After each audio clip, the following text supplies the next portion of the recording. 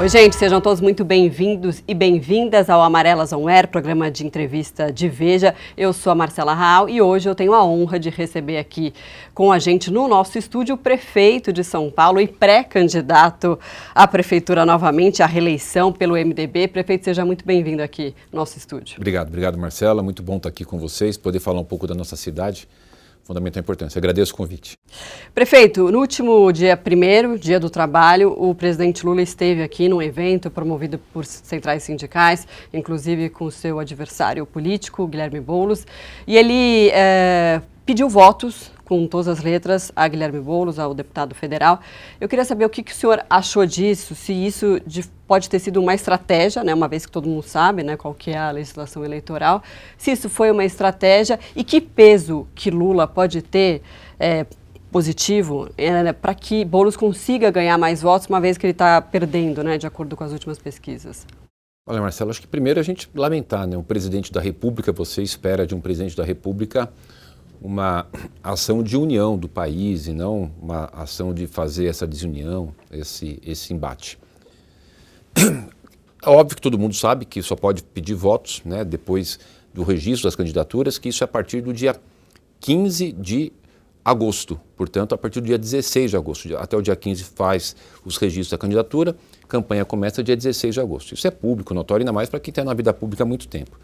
Agora, dizer se foi algo calculado é difícil afirmar. Mas, de uma certa forma, é muito claro que é estranho um presidente com tanta experiência vir até São Paulo, né, num ato com 1.000 e poucas pessoas, né, eu fazendo eventos com milhares de pessoas em todo o canto da cidade, e vinha o presidente com toda a estrutura do governo, num evento onde estava ali com recursos públicos da Petrobras, da Lei Rouanet, fazer aquela declaração. Então, lamentar, se foi estratégia, é difícil afirmar, mas tudo diz e indica que sim, porque obviamente que todo mundo sabe que você não pode pedir voto antes de ter o registro da candidatura, que é proibido por lei, e não pode pedir voto em cima de toda uma estrutura com recurso público. Tudo ali era recurso público da Petrobras, de Lei Rouanet. Então, no mínimo, é bastante estranho e eu, como prefeito da cidade e toda a população, obviamente, né, lamenta uma atitude dessa. E qual o peso que o senhor acha que o Lula tem na campanha do Boulos? Eu acho que vai ser um peso pequeno, porque as eleições demonstram que toda a disputa eleitoral nas cidades, em especial na cidade de São Paulo, o que pesa é são as propostas dos candidatos. A cidade de São Paulo, ela vai discutir os seus problemas, as suas soluções, quem tem capacidade de resolver as situações, quem tem capacidade de administrar, dar segurança jurídica, atrair para cá empreendedores, gerar emprego e renda. Então, o tema vai ser, se você pegar todas as outras eleições, as pessoas falam, olha, na última eleição o Lula ganhou, o Haddad ganhou. Mas se você fizer uma análise muito objetiva e sem paixão, no primeiro turno, que é onde você tem ali uma situação de escolha melhor, no segundo turno você acaba escolhendo muito assim, eu vou votar nesse porque eu sou contra aquele, tem muito disso. Se você pegar o primeiro turno, Marcela, você vai observar que os votos do Tarcísio de Freitas, direita, mais o Rodrigo Garcia, de centro, eles tiveram 500 mil de votos a mais do que o Haddad. Portanto, essa história de que ganharam precisa ser analisada com um pouco mais de cautela. Não é exatamente isso. Imagine, 500 mil de votos a mais, a soma dos votos do centro e da direita no primeiro turno. Aí teve o segundo turno, evidentemente, uma série de episódios, e é uma outra situação, como eu comentei aqui. Mas eu acho assim, eu tenho certeza, a discussão da eleição será sobre a cidade, será sobre o perfil dos candidatos. O que a pessoa já fez? Invadiu, desrespeita a lei, é agressivo, invade prédio público, privado. Então, acho que é isso que vai definir para as pessoas aquilo que lhe interessa para a cidade. Não o peso político de um ou de outro. Tem uma certa influência, os apoiadores, os cabos eleitorais, né, como se chama, mas assim, a decisão final da população é sobre os candidatos. Até porque, quando terminar a eleição, aquele que foi escolhido, seja eu, seja outro, ele que irá cuidar da cidade nos 365 dias do ano. O apoiador, o cabo eleitoral, vai embora e é outra conjuntura. Quem vai cuidar da cidade é aquele que for eleito nas urnas, portanto, é ele que deve ser avaliado e deve ser observado para o eleitor definir o seu voto. Agora, o senhor entrou com uma ação, né, o partido do senhor entrou com uma ação contra o presidente Lula em relação a esse caso. Outros partidos também entraram. Essa batalha judicial que está acontecendo na pré-campanha, né, envolvendo o senhor, Tabata, o Boulos, o senhor acha que isso pode ser um presságio de que a campanha em si vai ser uma campanha mais tensa, mais acalorada? Olha, eu espero que não, mas quando você tem uma situação, né, de uma pessoa pedir voto, no caso aqui foi o presidente, poderia ter sido outro, poderia ter sido qualquer pessoa, pedir voto no evento público, num período que é proibido, em cima de equipamento com recurso público, é natural que os partidos ingressem com a ação, até porque você tem que, né, tomar uma atitude. Aquilo ali está posto, nós tomamos conhecimento pela imprensa, por vocês, por todos da imprensa. Óbvio que os partidos, tanto é que o Novo entrou, o MDB entrou, outros partidos entraram com a ação, porque é um caso, né, muito claro ali, né, muito descarado, vamos dizer assim. Não teria outra opção. Se vai ser tenso, eu acho que sim. Por quê? Porque, infelizmente, esse rapaz dissimulado que deve concorrer comigo tem colocado muita fake news, toda hora apresenta denúncias para poder querer criar situações de colocar na sua rede social. Então, o tempo inteiro, uma estratégia deles de fazer isso, né? E a vida pregressa desse rapaz foi isso, de cometer ilicitudes, de desrespeitar a lei, né, de fazer agressões, de fazer invasões. Então, é o perfil dele. E aí uma coisa é quando você faz uma ação porque você tomou iniciativa. Outra coisa, Marcela, é quando você faz uma defesa, né, quando você faz um contra-ataque. Quando você é atacado, você tem que fazer um contra-ataque. Então, a gente está sendo obrigado a fazer contra-ataque, a fazer defesa, por conta da forma com que ele tem atuado. Bom, a gente tem acompanhado essa tragédia no Rio Grande do Sul, infelizmente, né? Dezenas de mortos, desaparecidos, enfim, cidades debaixo d'água. A gente vai, todo mundo, né? O país, o mundo vai ter que começar a lidar já, há um tempo já, começar a lidar com essas mudanças climáticas por conta de todos os problemas que a gente vive aqui em relação ao meio ambiente, efeito estufa. Eu queria saber, pegando esse gancho, né, dessa tragédia, infelizmente, no Rio Grande do Sul, se a cidade de São Paulo já está preparada. Claro que a gente não pode prever uma chuva, prever sim, né, mas a quantidade de chuva e se é um efeito muito extremo, né, um efeito climático muito extremo. Mas a cidade está preparada de certa forma ou tem se preparado para isso? A cidade de São Paulo ela tem sido exemplo nessas questões de você atuar frente às questões das mudanças climáticas. Tanto é que a cidade de São Paulo ela tem uma Secretaria Executiva de Mudanças Climáticas, que o secretário era o Gilberto Natalini, agora o Dr. José Renato Nalini, que foi presidente do Tribunal de Justiça, uma pessoa que tem uma vasta experiência. E o que faz essa Secretaria de Mudanças Climáticas? Articula com todas as secretarias nossas políticas públicas. E nós temos casos concretos.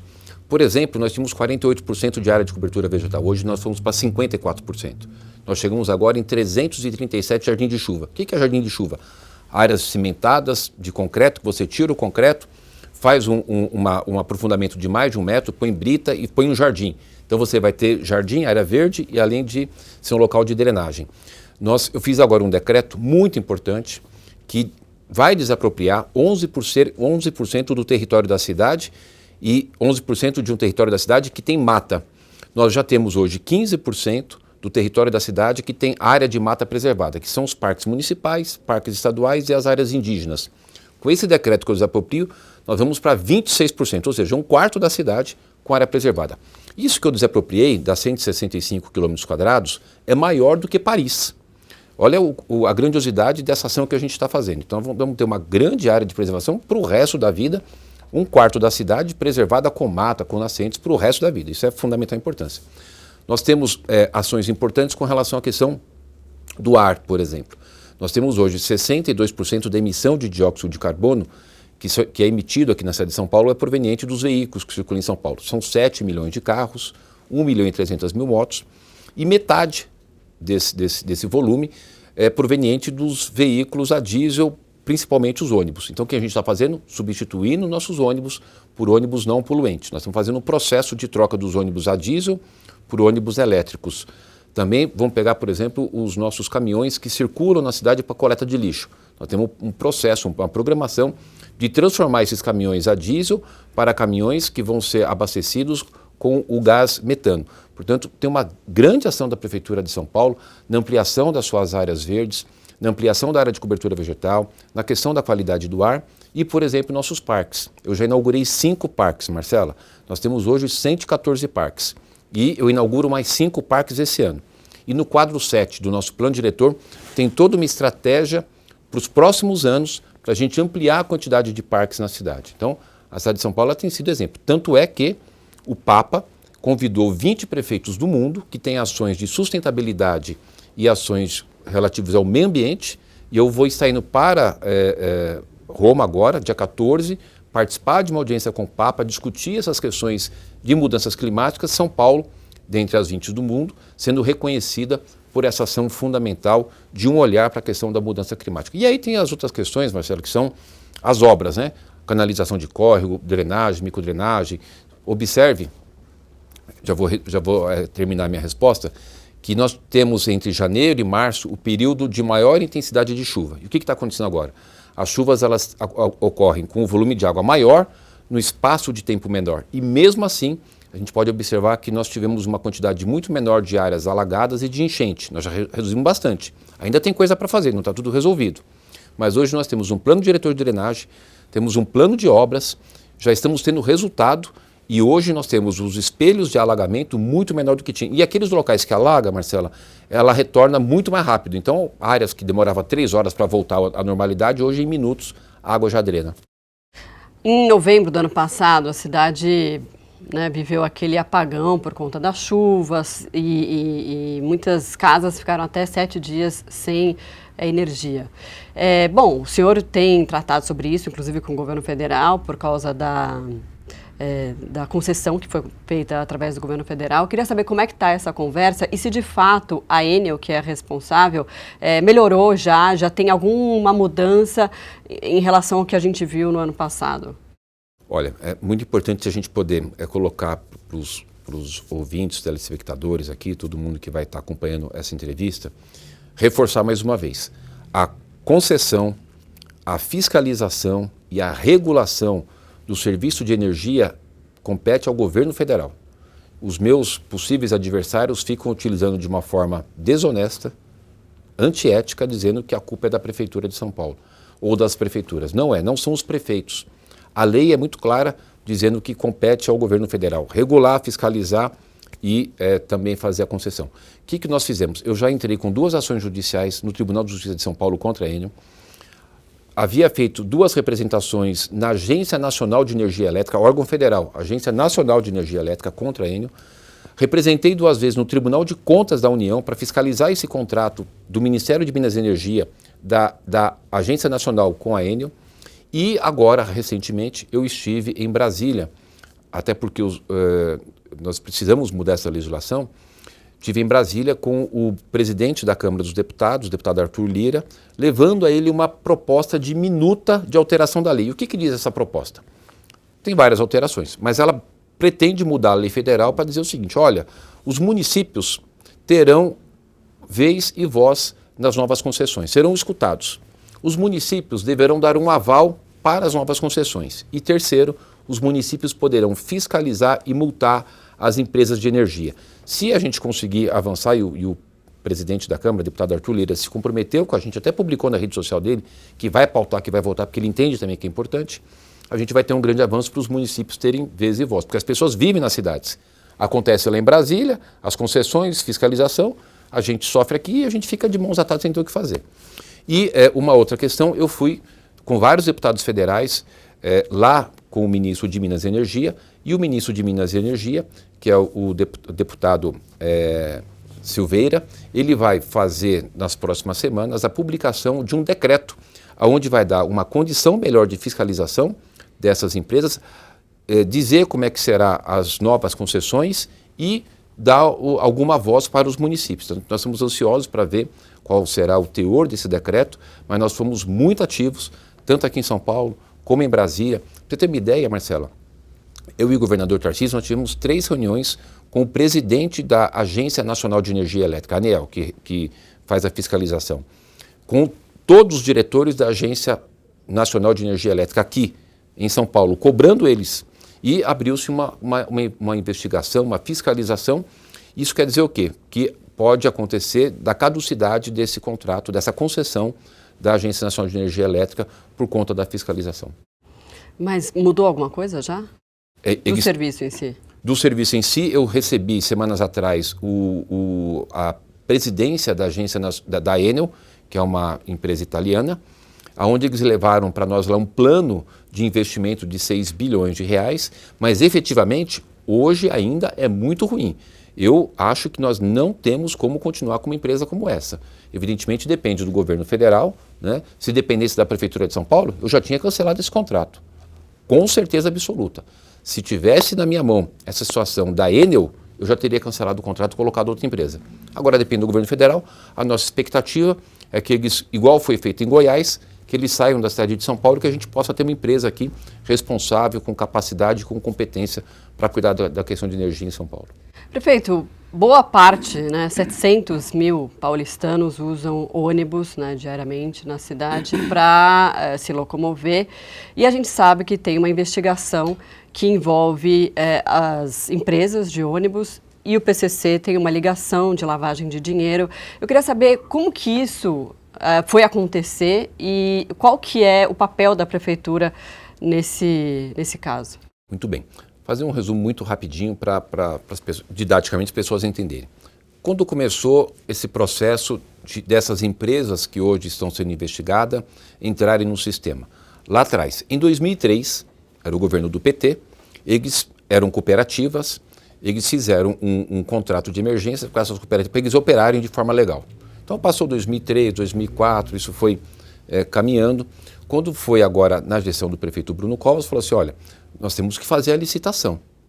E quando você faz a licitação, você segue a lei. Na época, a lei 8666. Lei 8666. E a lei de licitações estabelece o que você tem que exigir para poder credenciar as empresas do ponto de vista técnico e do ponto de vista econômico. Nessa licitação, tinham 14 pontos. Essas empresas que já estavam em contratos de emergência lá desde do PT, foi o PT que colocou elas para dentro, elas apresentaram toda a documentação, inclusive a certidão da Receita Federal. Todas, são 32 empresas em 32 lotes para atender a cidade. Nós temos, na realidade, Marcela, são 7 milhões de passageiros por dia na cidade de São Paulo. 700 mil são essas duas empresas que estão sob investigação. Então, foi feita a licitação, elas participaram, foram credenciadas porque tinham atestado de capacidade técnica. E por que elas tinham atestado? Porque elas já estavam lá desde 2003 da gestão do PT, prestando serviço para a prefeitura, então tinham um atestado. O que é o atestado de capacidade técnica? Olha, você tem condições de atender esse serviço? Ele tem que provar isso, Então, com esse histórico que eles apresentaram. Com todas as certidões, que eu voltei a falar aqui, inclusive a certidão da Receita Federal. O que acontece agora? Há 4 anos atrás, o Ministério Público tem feito uma investigação. Há 2 anos atrás, a Polícia Civil ela fez uma ação em 2 empresas que são de concessão. O que eu fiz como prefeito? Chamei a Procuradora-Geral do município, doutora Marina Magro, chamei o Controlador-Geral do município, doutor Daniel Falcão, e falei o seguinte, vocês vão até o Ministério Público, peça celeridade nesse processo, coloque tudo à disposição e vamos fazer um trabalho conjunto com o Ministério Público. Portanto, Marcela, nós pedimos para uma investigação que já estava há 2 anos, e agora completou 4, e colocamos à disposição todo o apoio. Quem atendeu o pessoal da prefeitura lá 2 anos atrás? O próprio Dr. Lincoln, que é o que comanda agora essa operação do Ministério Público. Bom, chegou agora, nesse momento, eles fizeram essas operações, está aí dentro do processo ainda de investigação. A Justiça determinou que eu fizesse a intervenção na empresa Transwolf. Eu optei por fazer a intervenção na empresa Upbus. E, portanto, hoje nós temos 2 empresas sobre intervenção. O que é intervenção? Prefeitura de São Paulo, que está administrando, foram afastados ali os diretores, o pessoal que fazia a administração. Enquanto isso, o Ministério Público, a Polícia Civil faz a investigação para ver se haverá ali na frente uma condenação ou não. Agora, o que é importante? o maior interessado em todo esse processo somos nós. Tem mais uma coisa fundamental. A Prefeitura de São Paulo ingressou na Justiça, né, solicitando que ela integre como testemunha de acusação. Portanto, a Prefeitura de São Paulo é como testemunha de acusação. Qual que é o problema nosso? São essas pessoas que são talvez candidatos, são pré-candidatos, que ficam na rede social criando mentira que a Prefeitura dá dinheiro para a empresa do PCC. Isso é uma mentira, isso é uma falácia, é uma falta de respeito com a população. Nós pedimos a fiscalização, pedimos a investigação e o que a gente remunera? Eles ganharam uma licitação, prestam um serviço.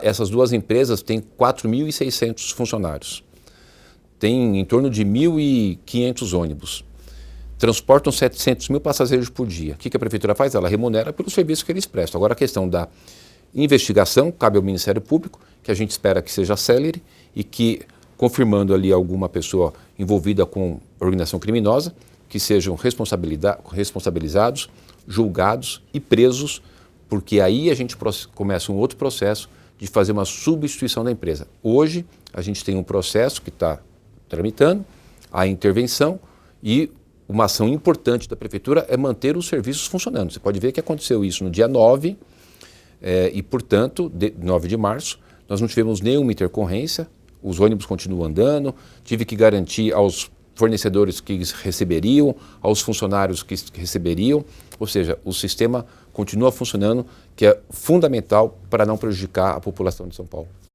Agora, saiu uma pesquisa da SP Trans falando que as reclamações aumentaram 29% em relação ao transporte público. E aí a gente também tem a informação de que a Prefeitura paga subsídio agora de 5,6 bi, se não me engano. Por que a população tem essa sensação de que piorou, sendo que até a Prefeitura paga mais pelo serviço hoje em dia? A questão não é que paga mais, é que acontece o seguinte, nós pagamos aquele valor que a gente não consegue receber da tarifa. Nós estamos no 4º ano consecutivo com a tarifa congelada em São Paulo, 4,40. Durante 4 anos a gente optamos por não aumentar a tarifa. Não só com uma política tarifária, mas uma política de mobilidade, uma política pública com relação à questão das pessoas usarem mais o transporte coletivo. Nós tínhamos, Marcela, em 2019, antes da pandemia, 9 milhões de passageiros dia na cidade de São Paulo, no sistema de transporte coletivo de São Paulo. Hoje nós temos 7 milhões, nós perdemos passageiro. O trânsito aumenta. A gente precisa incentivar que as pessoas utilizem o transporte coletivo. Mesmo diminuindo 2 milhões de passageiros, eram 9, agora são 7 milhões, nós temos 96% da mesma frota operando. A gente perdeu quase 20% de passageiro, a gente mantém quase 100% da frota, para fazer o incentivo. Nós temos hoje 85% dos ônibus com ar-condicionado, em torno de 80% com serviço de USB. Nossos ônibus eles circulam no máximo com tempo de vida de 10 anos e o que tem é um incentivo por parte da gestão para falar assim, teu problema, nos avise. Nós aumentamos de forma exponencial o número de multas das empresas que têm a concessão, exigindo deles que prestem um bom serviço. Então nós estamos sendo mais rigorosos com relação à questão da cobrança do serviço prestado. Então isso pode dar uma sensação do seguinte, olha, venha, nos ajude, nos informe, colocamos mais canais para as pessoas avisarem, todos os ônibus têm lá o canal para ele comunicar, a gente quer saber, porque é uma forma de nós cobrarmos das nossas concessionárias para melhorar o serviço cada vez mais. Então é uma estratégia nossa de ser rigoroso com a questão da prestação do serviço. Prefeito, sábado a gente viu aquele mega evento no Rio de Janeiro, o show da Madonna, foi o maior da carreira dela, 1.600.000 pessoas na praia de Copacabana. Eu assisti de casa, infelizmente, mas foi um showzaço, um super evento. Como que o senhor vê um evento tão grandioso como esse, deu certo, foi um evento bem sucedido, e se São Paulo pretende abrigar algo nessa proporção também? Olha, Marcelo, São Paulo, na verdade, tem sido exemplo na questão de eventos, né, de entretenimento. Então, até que a gente fez aqui o Detal, que são os mesmos, o mesmo grupo que criou o Rock in Rio, e já na primeira edição a gente bateu o número de pessoas que tem o Rock in Rio depois de anos. Então, tem sido um sucesso. Nós temos aqui Lollapalooza, vários eventos no Vale do Anhangabaú, além dos eventos de entretenimento. São Paulo é a única cidade do mundo que tem os 3 grandes eventos da FIA, Federação Internacional do Automobilismo. Tem a Fórmula 1, tem a Fórmula E e teremos a WEC agora em julho. Nós vamos ter agora, em setembro, a NFL. Pela primeira vez, São Paulo a América do Sul vai receber uma partida do NFL. Então a gente identificou lá atrás que nós tínhamos um campo muito grande para poder gerar emprego e renda, né? Porque assim, para nós, gestão, para mim, eu foco muito o seguinte: o que eu posso fazer para gerar emprego e renda? Né? Eu quero ver o motorista de táxi trabalhando bastante, o cara do aplicativo trabalhando, os hotéis cheios, os nossos restaurantes, né? Porque as pessoas vêm para um evento, ou as que já estão aqui, eles acabam melhorando a questão da economia. Então, a cidade de São Paulo já tem isso. A gente, com a concessão que a gente fez agora do Pacaembu, que vai ser inaugurado esse ano, será um outro local de grandes eventos. Do AMB, que a gente inaugura em junho, será um outro grande local de grandes eventos. Então, a cidade de São Paulo, ela é exemplo nesse tipo de eventos, tanto do ponto de vista dos eventos de música, de show, né, mas também dos eventos de entretenimento, de esporte ou do comércio em geral. É aqui que acontecem as grandes feiras de todos os setores, né?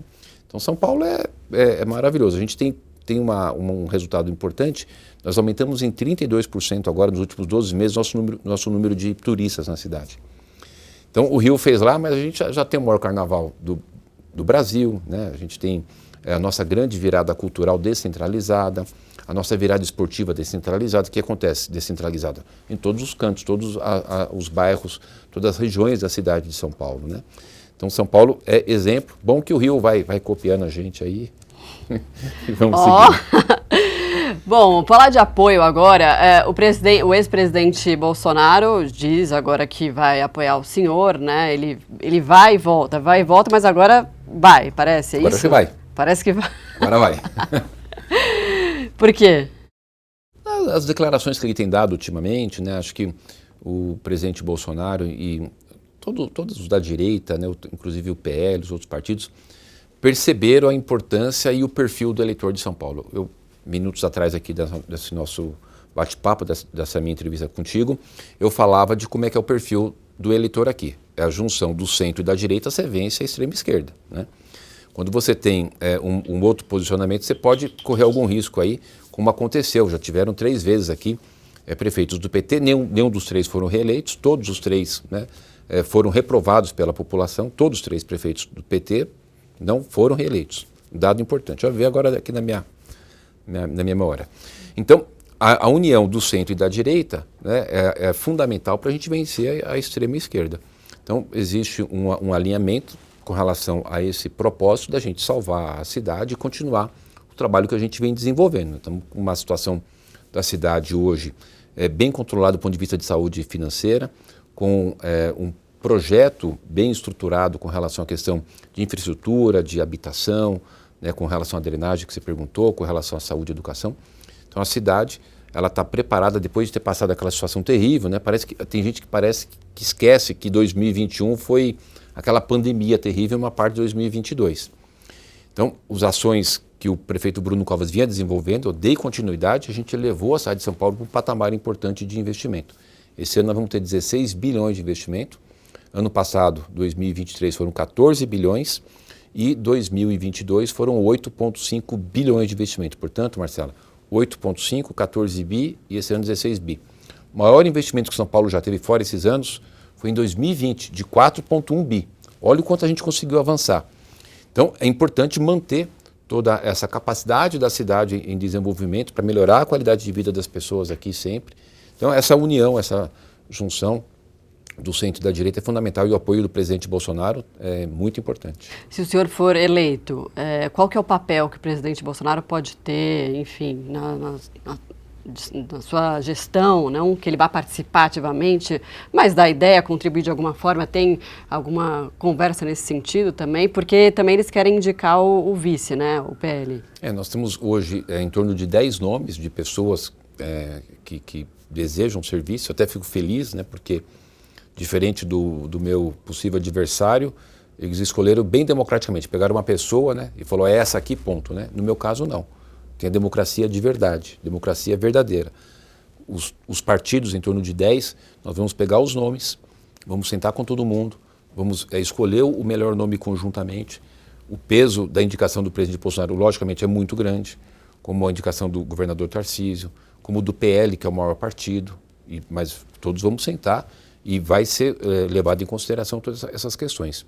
Do PL tem o Coronel Melo, que o presidente Bolsonaro fez a sugestão, tem da delegada Raquel também a indicação do PL, nós temos do PP o delegado Nico, do deputado Olim, nós temos a indicação da Sonaira, que é vereadora, da vereadora Ruth Costa, do Aldo Rebelo, enfim, são vários nomes, né, que a gente vai estar, do deputado Tomé, que é do Republicanos, então são vários nomes, a gente vai chegar no momento certo e poder, junto com todo mundo, tirar o melhor nome. E o PSDB? O PSDB está animado agora com uma possível candidatura, cabeça de chapa, do apresentador José Luiz da Atena. Inclusive, ele foi citado na última pesquisa do Instituto Paraná com 15%, surpreendeu o partido, por isso que o partido se animou. O que o senhor acha dessa possibilidade?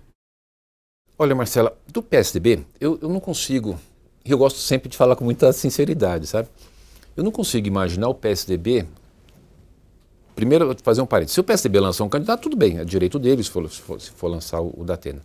Mas eu verdadeiramente não consigo imaginar o PSDB com uma candidatura, porque quando você põe uma candidatura é porque você quer substituir a que já está, correto? Então você vai ter que fazer críticas a que já está. Como é que o PSDB vai falar sobre a questão da educação, se o secretário da educação é do PSDB? Como é que vai falar de zeladoria, de subprefeitura, se o secretário de subprefeitura é do PSDB? Como é que vai falar de justiça, se o secretário é do PSDB? Como é que vai falar de saúde, se o secretário é do PSDB? Como é que vai falar da articulação, se o secretário da Casa Civil é do PSDB? Como é que vai falar da questão dos eventos, das atividades, se o presidente da SP Tours é do PSDB?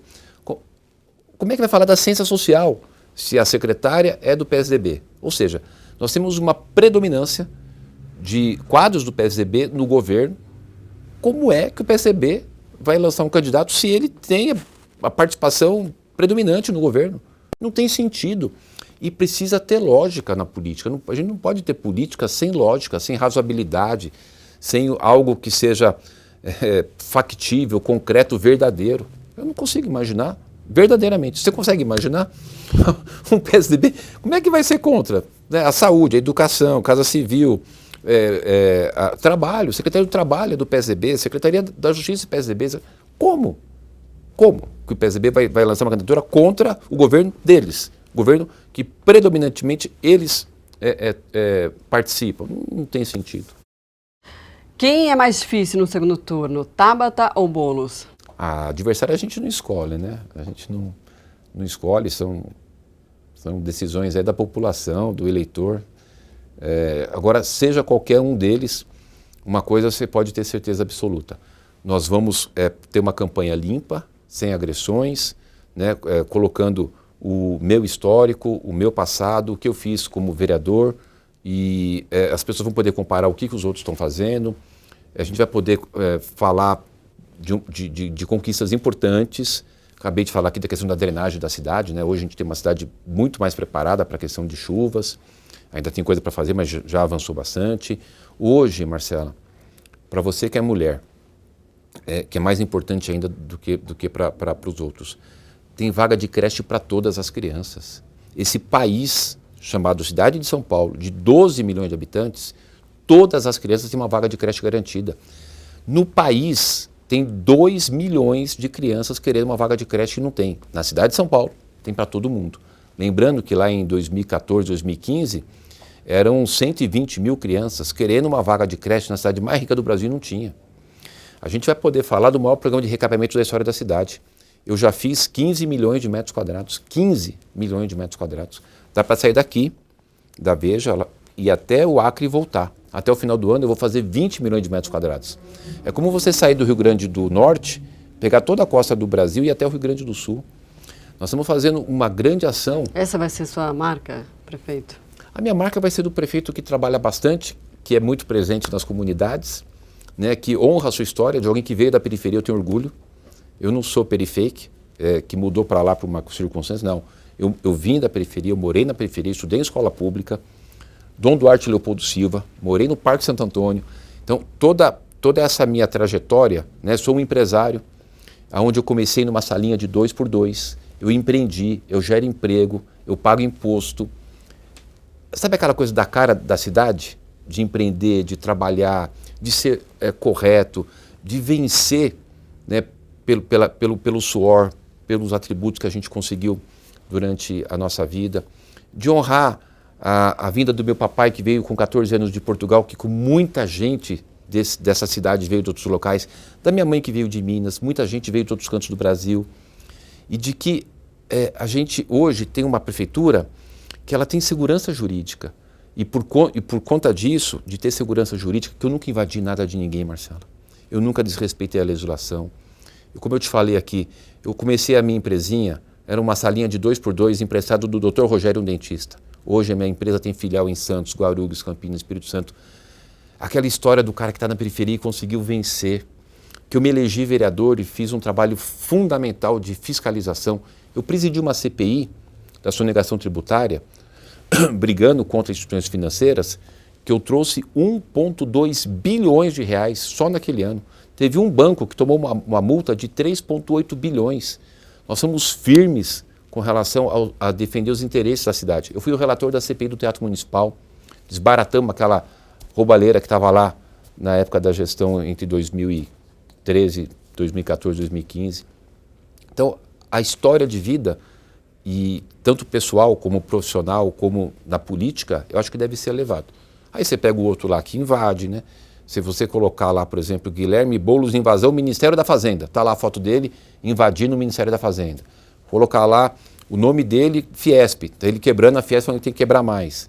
Né? Ele fala que não invadiu. Invadiu sim. Ele é líder de invasão. Ele invadiu o terreno privado, onde é a Copa do Povo, lá em Itaquera, e fez aquele movimento boicotando o nosso país, dizendo que não ia ter Copa. A gente tentando trazer eventos, você falou agora da Madonna, né? A gente querendo trazer eventos, ter a nossa cidade, todas as cidades evoluindo. Ele fez aquele movimento, queimava pneu lá na Radial Leste, parando tudo. Invadiu o terreno privado lá da Nova Palestina, invadiu em 2013. 2013, está lá o terreno hoje, acabou com todas as árvores na área de proteção ambiental, do lado da represa. A gente estava falando agora há pouco sobre questão de mudanças climáticas, meio ambiente. Ele invadiu lá. E tem o endereço e tem o nome. Chama-se Invasão Nova Palestina, no Mboimirim, em 2013, e que hoje, passado 11 anos, tem lá uns 80 barracos de plástico preto e azul. Que política habitacional é essa?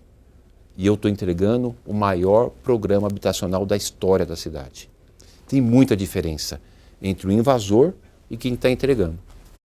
O senhor fala da extrema esquerda e se a gente também for para o outro espectro aí da política, tem a extrema direita, que inclusive flerta com tentativa de golpe, e o ex-presidente Bolsonaro é investigado inclusive nesse inquérito de tentativa de golpe. Como que o senhor vê essa possível possibilidade de atrelar isso ao nome do senhor, uma vez que ele vai apoiar a sua campanha? Ô Marcela, eu te contei uma história aqui que eu estudava numa escola particular, que meu pai era classe média alta, perdeu tudo, a gente foi para a periferia, eu saí da escola para a escola pública. Na escola pública, no Dom Duarte, eu comecei a participar do Grêmio estudantil, eu era o mais votado lá do Grêmio, né? Uma coisa super bacana, que eu tenho bastante orgulho. Quando eu faço 18 anos, eu tiro o meu título de eleitor e me filio no MDB. A minha filiação no MDB, no Partido do Movimento Democrático Brasileiro, é no mesmo dia que eu tirei meu título. Agora as pessoas já conseguem tirar o título com 16 anos, naquela época era só com 18 anos. Aí eu vou militando dentro do Partido Democrático Brasileiro. Sou candidato a vereador com 23 anos. Não ganhei, não tinha estrutura, né? Mas fui candidato pelo MDB.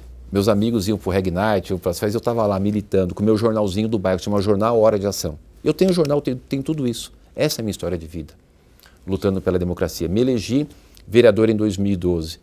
Fiz um trabalho muito importante para a cidade, muito importante, aprovando várias leis, fiscalizando, fazendo ações importantes para a nossa cidade e valorizando o voto que as pessoas me deram.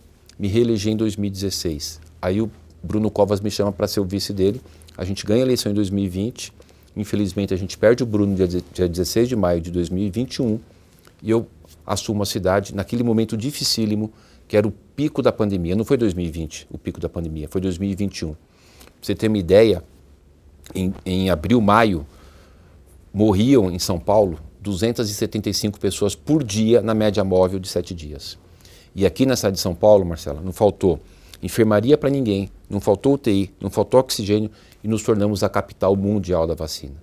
Portanto, a minha história de vida é a história de alguém que veio da periferia, que montou o teu negócio, que empreendeu, né, que é um cara muito feliz, que é a pessoa que mais ama São Paulo, né, que eu honro muito meu casamento com a Regina, de ser pai da Maiara, do Ricardinho, da Isabela, de ser o vovô do Ricardinho Neto, que vai fazer 2 aninhos agora, palmeirense, 2 aninhos já é super palmeirense, Marcelo.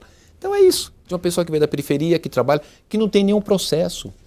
Eu não tenho nenhum processo. Mas o que o senhor acha dessa investigação, por exemplo, contra o ex-presidente Bolsonaro, tentativa de golpe, as joias? Eu acho que as investigações, elas têm que acontecer, né, em todos os aspectos. Nós que somos pessoas públicas temos sempre entender que é muito importante todo tipo de investigação. Nós optamos por ter uma vida pública, né? Agora tem uma situação, tem o negócio da baleia, depois não importunou baleia. Roubou os móveis, depois descobriu que não roubou os móveis. Toda hora está tendo alguma coisa com relação ao presidente Bolsonaro. Teve mais uma coisa agora, negócio da baleia, negócio Enfim, toda hora tem uma coisa. O que se faz? Vai fazer a investigação e no final vai se concluir que aquilo não procede ou se procede, né? Agora, a investigação é natural acontecer. Agora, como abrigar no mesmo palanque Tebet e Bolsonaro? Justamente é o que é São Paulo. Nós temos uma grande frente ampla, e isso que é bonito. Eu tenho no meu governo pessoas que são de centro, pessoas que são de centro-esquerda, pessoas que são de direita. A cidade de São Paulo é isso. E olha que maravilha que é você poder ter uma candidatura de uma verdadeira frente ampla, porque a gente tem que governar para todo mundo, né? Essa relação minha com o governador Tarcísio, todas as ações da Prefeitura de São Paulo, ou quase todas as ações, têm uma inter-relação com o governo do Estado. Na área de segurança, na área de mobilidade, né? Na área de saneamento, em tudo. Então, é muito importante que a gente possa ter um governo que escute todos, que fale, que dialogue com todo mundo. Essa é a beleza, essa não é o ponto que talvez pudesse ser negativo, não. Esse é o grande ponto positivo. E o governo federal tem sido parceiro da prefeitura em vários aspectos. A gente pode citar o caso da vacina da dengue, que o senhor disse que atrasou, o próprio, aquele remédio para matar o mosquito. Ele tem sido, também tem a questão da Enel também, tem sido parceiro? Olha, Marcela, a gente tem tido um bom diálogo, né? Eu tenho falado muito com o ministro Padilha, que é uma pessoa que a gente tem um trato muito, muito bom. Falei com o ministro Wellington, eu estou aqui com uma mensagem terminando aqui, eu vou dar um retorno para o ministro Camilo, ministro da Educação. A relação republicana, normal, isso acontece. Me chamam em Brasília para reunião, eu vou, eles vêm aqui. A ministra Tebet já veio aqui para a gente discutir PPA. Então, por conta do trabalho integrado, necessário, a gente tem tido. Agora, é lógico, não dá para negar, porque estão aí os dados, que eles não forneceram a vacina para a dengue. E não foi só para São Paulo. No estado de São Paulo, dos 645 municípios, só 11 receberam. Agora, recentemente, que a gente começou a receber vacina. Eu recebi 177 mil doses agora, né? Nós já aplicamos 136 mil doses, nós estamos aplicando em torno de 6 mil doses por dia, porque a gente está atendendo crianças de 6 a 14 anos. Eu tenho 800 mil crianças na cidade de São Paulo de 6 a 14. Eles não mandaram sequer a quantidade suficiente para atender esse público. Não mandaram certo, no momento certo, que seria lá atrás, a gente poderia ter evitado muitas mortes, e quando mandaram agora, mandaram numa quantidade pequena. E eu também recebi 8 mil e poucas doses há um tempo atrás, porque mandaram para alguns municípios, eles não conseguiram aplicar, estava vencendo, então veio passar de São Paulo para a gente aplicar. Então eu recebi essas 8 mil e poucas doses, recentemente 177 mil doses, e nós estamos fazendo a aplicação. Inseticida. A gente teve que comprar 25 mil litros de inseticida, porque eles não mandaram. Só para você ter uma ideia da saúde, Marcela, pegar um dado muito concreto do orçamento da saúde. Nosso orçamento da saúde é de 20 bilhões de reais. 20 bilhões. 84,15% é dinheiro da Prefeitura de São Paulo. Só veio 14% do governo federal. Então, nos últimos anos, não só nesse governo, outros governos também, vem diminuindo, não só para São Paulo, para todos os municípios, o valor do repasse do governo federal para a área da saúde. Nós temos o SUS, que eu defendo, você defende, todo mundo defende, é importantíssimo. né, um sistema único de saúde para todos, mas as pessoas pensam que o governo federal que banca. Não. 84,15% do orçamento da saúde em São Paulo é dinheiro da prefeitura. Só 14% vem do governo federal. E sobre a dengue que a gente estava falando, por que está fora de controle? Falta campanha, claro que depende também da população, mas o que falta para a gente conseguir ter não uma solução, né? Claro, tem a vacina que vai ajudar muito agora, nos próximos anos, mas tem uma realidade mais controlada. Realmente, esse ano extrapolou qualquer média. O que a gente teve de dengue, o pior momento foi em 2015, né, que teve um volume muito grande. A questão da dengue está muito relacionada à questão das mudanças climáticas, porque a produção, né, do inseto, ele está muito naquele período onde você tem um calor concentrado e uma umidade relativa. E aí proporcionou com que tivesse uma grande procriação do mosquito da dengue. Isso é algo que a gente precisa cuidar. Como a gente precisa cuidar da drenagem, da canalização de córrego, condição de encostas, a questão da dengue, por conta da mudança climática, tem que ter uma ação mais contundente. A cidade de São Paulo, a gente tem um número de óbitos proporcionalmente menor do que está acontecendo no Estado e no governo federal. Então, São Paulo, de uma certa forma, deu a sua resposta. A gente tem uma quantidade, queria voltar a frisar, menor de óbitos proporcional ao que está acontecendo no Estado e no âmbito federal. O que a gente fez? Nós fizemos uma grande ação. Eu tinha 36 veículos que faziam a nebulização. Hoje nós temos 96 veículos. Tinha 2 agentes que vai nas casas orientando as pessoas, até porque 80% dos focos, dos criadouros estão dentro das residências. Eram 2.000, hoje são 12.000. Fizemos a utilização de drone para você verificar o local de imóvel que está abandonado, que tem água parada e criadouro. Quando identifica, a gente contratou um outro drone que vai e aplica o larvicida. Contratamos as iscas. São iscas que, inclusive, esse dissimulado fica toda hora falando que tem coisa errada nessa contratação, né? Que criaram uma mentira terrível, uma fake news. Não. Bom, o que acontece? As iscas, são 20.000 iscas que a gente adquiriu, onde ela tem um feromônio que atrai a fêmea, aquele feromônio, ela posa ali naquele local que tem o inseticida não mata na hora e ela sai dali e vai posar em outro local. Então é uma isca de disseminação. Então ela vai e posa em outro local que tenha um criador, então você consegue disseminar o inseticida. Quando o inseticida entra em atividade, aí você mata os insetos daquele entorno. Então a gente fez aumento de equipe, aumento da mobilização, aumento de aplicação de larvicida, uma série de ações. E tem algo importante, Marcela, que eu acho que a única cidade, pelo menos até poucos dias, talvez alguém tenha feito também, a única cidade que a gente colocou em todas as nossas UBSs, Unidades Básicas de Saúde, o teste da dengue. Nós temos 471 UBSs, todas elas, e nas nossas UPAs, que são 26, você vai lá, você faz o teste. Eu comprei 400.000 testes, o governo federal não mandou para a gente, nós compramos.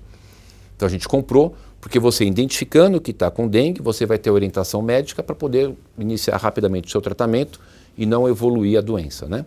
Então a cidade fez bastante coisa, agora o que faltou foi a vacina, porque isso não é um problema só de São Paulo, é um problema do Brasil inteiro e como eu te disse aqui, só querendo enfatizar, proporcionalmente é a cidade que tem menos óbitos do Brasil inteiro. Prefeito, para a gente encerrar, vamos falar de um problema. Já, passa tem muita rápido. Coisa para falar ainda. Vamos falar de um problema antigo, de décadas. Cracolândia. 3 décadas. 3 décadas. Vai ser resolvida o problema? Vai ser resolvida se a gente der continuidade no que nós estamos fazendo. Você falou muito bem, Marcela, é um problema de 30 anos. Para a gente pegar assim, de forma fácil para os nossos telespectadores poderem conferir, se você colocar lá no Google, Cracolândia, cenas 2014 ou 2015, você vai ver aquela feira, igual feira mesmo, aquelas tendas. E quantas pessoas tinham? Quantas tinham? 4.000. Tinham 4.000 usuários. Hoje, quantas tem? Em torno de 1.000. E eu faço a contagem todos os dias e disponibilizo para a população, para vocês, a imprensa, todos os dias. Na rua tal, Protestante tem tantas pessoas, na rua dos Gusmões tem tantas. Eu publico diariamente a quantidade de pessoas, então tem em torno de 1.000 hoje. Então a gente saiu de 4.000, hoje tem em torno de 1.000. É muito ainda? Ainda é muito. Mas eu e o Tarcísio, nós decidimos que a gente não vai parar enquanto não resolver esse problema. Quase todos os dias tem prisão de traficantes, a gente tem equipes da saúde e da ciência social todos os dias, lá abordando as pessoas, tentando convencer para ir para tratamento. Nós temos hoje em torno de 2.500 pessoas em tratamento, nos CIATs, nos CAPs, comunidades terapêuticas e no Centro de Tratamento Prolongado. Mais de 2.500 pessoas em tratamento. Então é um processo que a gente está tratando. E agora, por que a nossa dificuldade maior agora dessas 1.000 que estão lá? Uma pesquisa da Unifesp, acho que dá para a gente uma explicação por que a gente agora está diminuindo a velocidade da capacidade de poder convencer as pessoas a ir para tratamento. A pesquisa da Unifesp nos traz que 39% das pessoas que estão lá, elas estão lá há mais de 10 anos e 57% há mais de 5 anos. Marcela, quem está há 5, 7, 8, 10, 12 anos, evidentemente, é muito mais difícil de você convencer essas pessoas para ir para tratamento. Acho que a gente precisa evoluir para um certo momento, a gente poder, para essas pessoas que não aceitam e estão ali sem nenhuma condição de discernimento da sua integridade física, de que a gente precisa para essas pessoas com o laudo médico, porque só pode fazer com o laudo médico a internação compulsória. Tem pessoas que eu vou lá, eu acompanho, eu vejo, até para salvar aquelas pessoas, não de uma forma coletiva, obviamente, mas para algumas pessoas a gente precisaria evoluir, discutir, a sociedade discutir mais da importância de salvar essas vidas. Em resumo, muita ação, muito investimento. Hoje a situação está muito mais controlada, está muito melhor do que estava, ainda não está bom, mas eu e o Tarcísio, nós não vamos desistir, nós vamos trabalhar todos os dias para cada dia diminuir e chegar no ponto da gente resolver esse problema de 30 anos. Eu falei que era a última, vou fazer mais uma rápida do Tarcísio. O que o governador de São Paulo, qual que é o peso que o Tarcísio tem na sua campanha? Qual que é o peso que o senhor imagina? Muito grande. Primeiro porque o Tarcísio, a gente tem uma relação de muita confiança e de amizade, que isso fortalece o nosso trabalho conjunto, né? Então existe uma relação de confiança, né, de cumplicidade e de compromisso. Então a gente tem muitas parcerias que estão desenrolando. E para você tocar as parcerias, para você fazer as ações, quando você tem uma situação, Marcela, de confiança mútua, ajuda bastante, né? Então hoje eu já estive com ele, ontem eu falei com ele, a gente fala todo dia, sexta-feira eu fui almoçar com ele. Então a gente tem uma relação de proximidade. E hoje o que acontece? Os secretários do governo do estado também são os secretários da prefeitura. Os secretários da prefeitura também são do estado. O que o Tarcísio costuma falar, e eu também, é uma equipe só. A equipe do estado, a equipe da prefeitura é uma única equipe para trabalhar. Não existe disputa, não existe uma situação de rivalidade, existe uma integração. Tanto é que a gente tem agora esse processo importante da revitalização do centro, de ir para lá o centro administrativo, né, do governo do estado. Mas na campanha, qual o peso ele deve ter? Então é isso, ele vai participar de coração, não é só algo protocolar como o governador que tem um prefeito que ele defende, que é parceiro. Não, de participar como governador, mas como cidadão, de ser uma pessoa que realmente vai para a rua, vai fazer campanha, porque tem um interesse administrativo, mas tem algo também muito importante que é uma relação pessoal, amigo, sabe aquela coisa de amizade, de poder falar, não, vamos lá, vamos ganhar, né? E ele sabe da importância que é a cidade de São Paulo continuar progredindo e não retroagir. Prefeito, muito obrigada pela participação do senhor aqui. Bom trabalho aí, vai ter bastante trabalho pela frente. Bastante. E até uma próxima. Obrigado, grande abraço, prazer estar aqui com vocês. E a você que nos acompanhou, obrigada pela audiência. Lembrando que essa entrevista fica na íntegra no site de veja.com e também no YouTube. Até uma próxima. Tchau, tchau.